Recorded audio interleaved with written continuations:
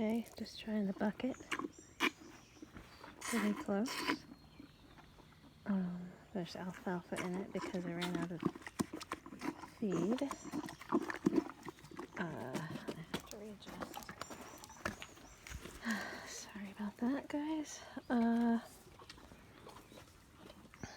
But she's very curious with her nose, but also scared.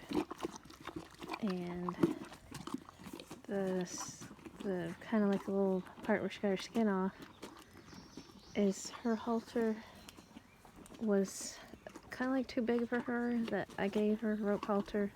It's over there. Can't really see it. So she got hooked around something that I had, like it's to hook a gate up to over there, and so she got it off, and thankfully that's all the problem she has.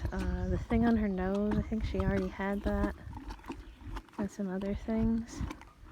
That's definitely the closest I've been to her, or she's been to me. So I'm a little cautious about it. I just, usually if I just yell or say something, if she does something inappropriate, she'll back off. So that's good.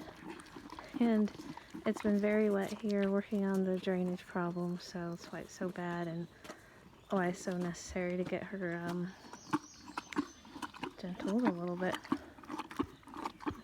More time on that. She's been here basically 2 months, and definitely a difficult horse for me, though if only, I guess you could say gentled one from, but he was round up when he was 1. He was a little OE,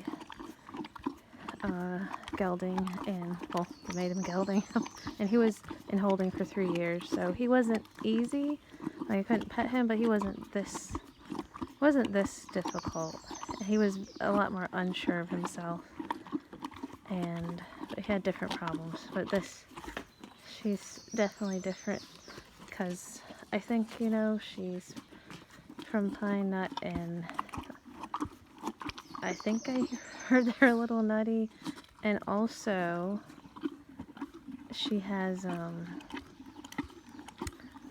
I guess they aged her at 9 years old, and she was rounded up when she was 7, so there's that. And then I had another one, but he was born in facility, so I had him from when he was 6 months, and I could, touch him right away.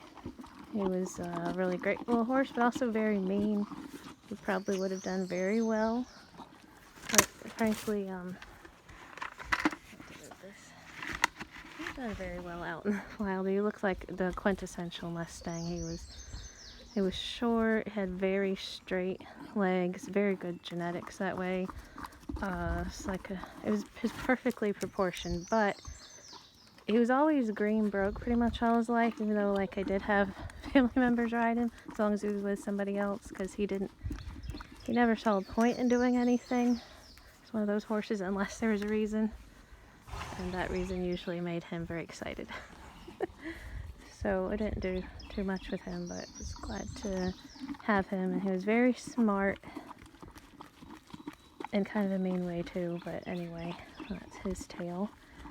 And he died last year. He had some hives, and then our field needs to be bushwhacked, and I don't know what was in the field.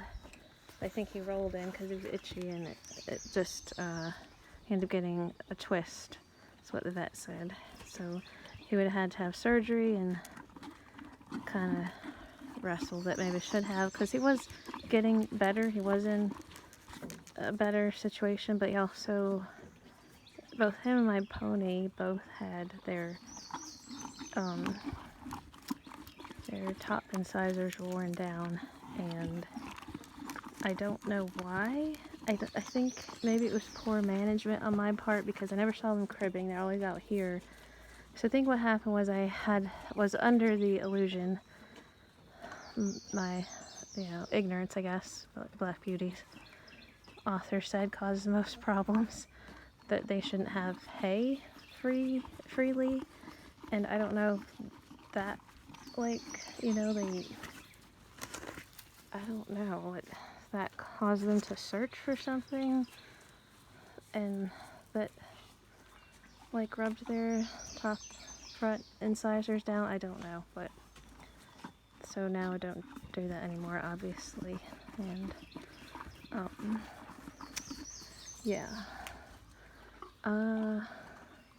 So this is what we have, and anyways, itchy with all these flies, but I guess you could say this is a progress today, and obviously not an expert. I'm just documenting her story, and it's okay, hopefully. If nobody watches this, it might be better, I don't know.